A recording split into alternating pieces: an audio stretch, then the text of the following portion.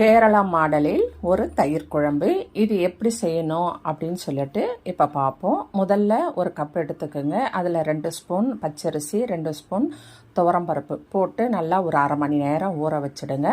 Mixie jar எடுத்து ஒரு 5 பச்சை மிளகா, ஒரு துண்டு பெரிய துண்டு இஞ்சி துண்டு கட் பண்ணி போட்டுக்கோங்க. ஊற வைத்த அரிசி பருப்பையும் சேர்த்து நல்லா மைய அரைச்சி எடுத்துகிட்டு வந்துடுங்க.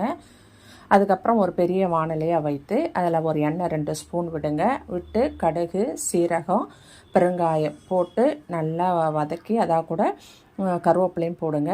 போட்டுட்டு நம்ம அரைச்ச அந்த விழுதையும் சேர்த்து கொஞ்சம் மஞ்சள் பொடி, ஒரு 2 ஸ்பூன் அளவுக்கு உப்பு, அதாவது நீங்கள் எவ்வளோ வைக்கிறீங்களோ அதுக்கு தேவையான அளவு உப்பு போட்டு நல்லா கைவிடாமல் இதை நீங்கள் கலரிக்கினே இருக்கணும். ஏன்னா இது அரிசி பருப்பு அடி பிடிக்கும். அதனால் கைவிடாமல் நல்லா கலரின உடனே அது கஞ்சி மாதிரி அழகாக திக்காக வரும். அந்த நேரத்தில் ஒரு 1/2 லிட்டர் தயிர், அதை நல்லா கரைச்சி அதையும் அதோடு சேர்த்து நல்லா நல்லா கிளறி விடுங்க. கலந்த உடனே ஒரு நல்ல கொதி வரும்.